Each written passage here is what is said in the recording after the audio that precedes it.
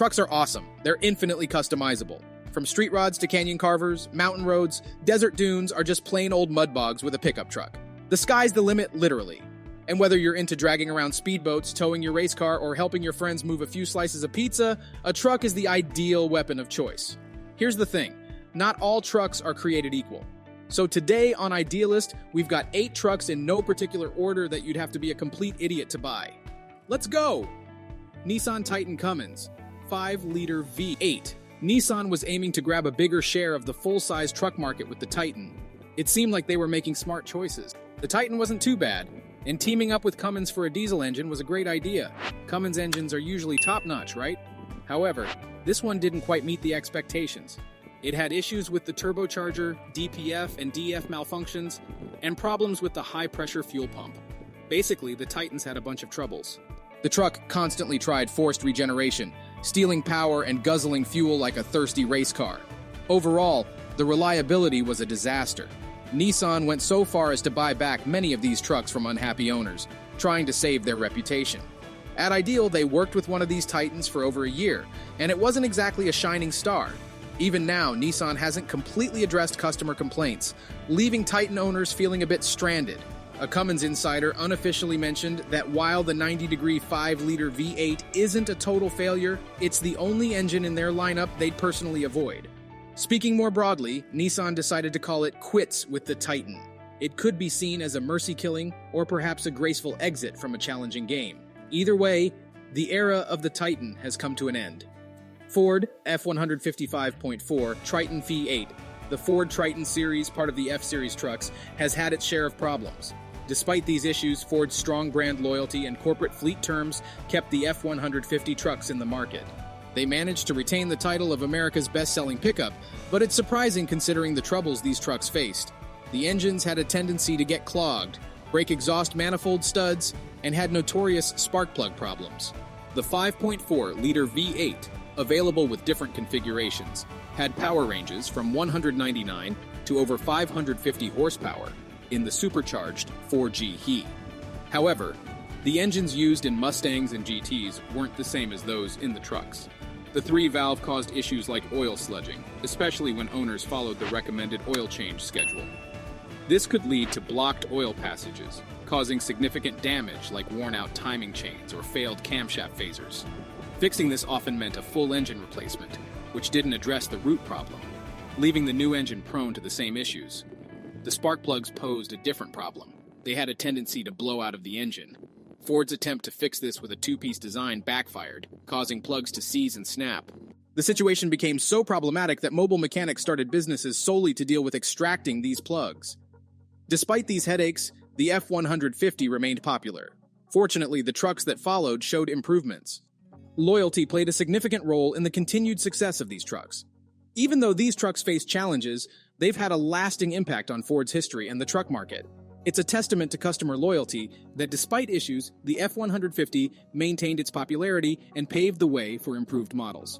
Ram 1500 EcoDiesel 3-liter V6. The Ram trucks have had a bumpy ride in their history.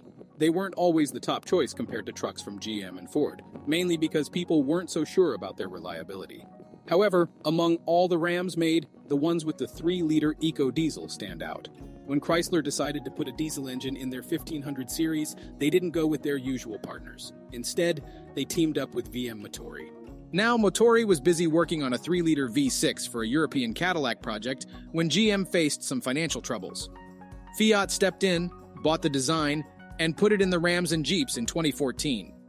At first, it was a hit, winning awards for quality, satisfaction, and fuel economy, even making it to lists of the best engines by Wards. But then things took a turn for the worse. Problems like oil cooler failures, leaks in the EGR cooler, issues with cam gears slipping, timing chain failures, and engine blocks getting contaminated started cropping up.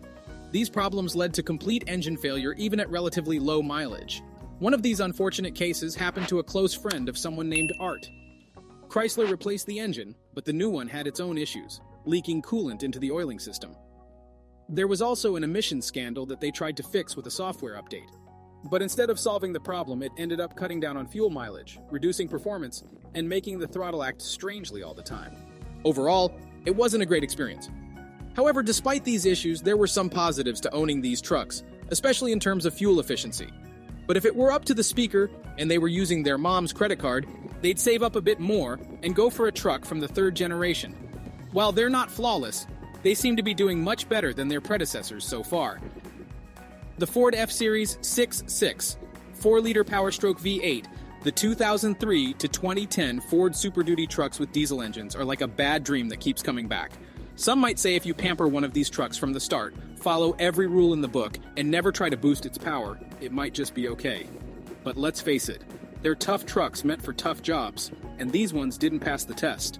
Now, there are fans who might rave about how great these engines become once they've been fixed up. But here's the truth. An engine that needs so many fixes just to run properly isn't worth your time or money. The 6.4-liter engine? It's just not good. Both engines have a bunch of big problems. The head gaskets give out because the bolts holding them stretch and break. The module controlling the fuel injector fails badly, partly because Ford thought it was a smart idea to put it on the valve cover side, which exposes sensitive electronics to big changes in temperature and lots of shaking. The result? You might end up with an engine that won't start or runs rough, all because of a messed up glow plug controller. And those glow plugs, they give out too. The engine's oil cooler stops working right, mixing coolant with the oil. The EGR cooler also fails, letting exhaust mix with coolant, causing problems that look like a busted head gasket, which might actually be busted too. The injectors, the high-pressure oil pump, even the turbocharger. All big parts that can fail and cost a lot to fix. The Ford Super Duty trucks from that time were just a mess. Even though some might praise them once they're fixed up, these trucks had major issues. The engines had problems with head gaskets, fuel injectors, oil coolers, and more. Fixing them was costly and complicated. Luckily, Ford improved with their newer models. Chevrolet Colorado GMC Canyon 3, 5-liter inline 5. When the people at the company that made the S10 decided to create a new version, they nailed the design but missed the mark on engineering. These trucks have serious issues. It's like they put the accountants in charge of making cars. They struggle with problems like misfires that can't just be fixed by changing spark plugs or cords. Instead, it might be faulty fuel injectors or worn-out valve seats causing trouble. If you've got valve seat issues, get ready for a major fix. You'll need to replace the whole cylinder head, especially in engines with timing chains. And chances are, you'll probably need to replace those timing chains and cam phasers too. The older L52 engine faced this problem more, but don't celebrate yet. They upgraded it to the LLR model, promising more power and fixes, but it still has issues with timing, oiling, and electrical glitches.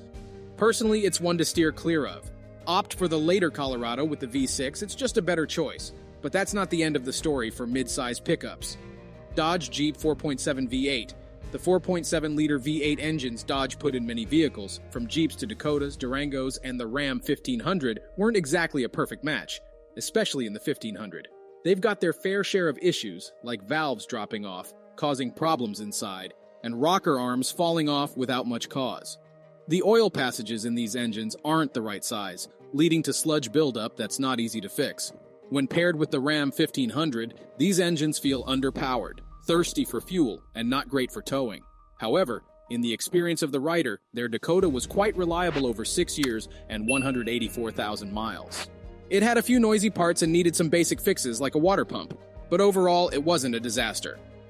Ram 1592,500 5.7-liter Hemi. The Ram trucks with the 5.7-liter Hemi had some issues early on. The trucks themselves were sturdy, but the Hemi V8 engines faced problems like exhaust leaks and occasional issues with the cylinder deactivation system.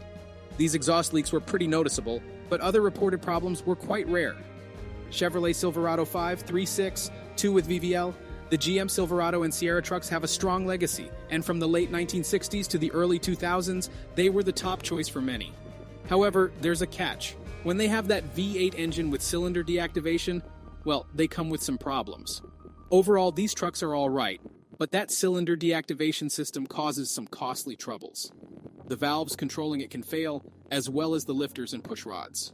The challenge arises when fixing them because the lifters and push rods aren't easily accessible. They need the cylinder head to be remotely moved. It's not the end of the world, but it's quite pricey, setting you back several $1,000s. These trucks do have issues, but that's not unique to them.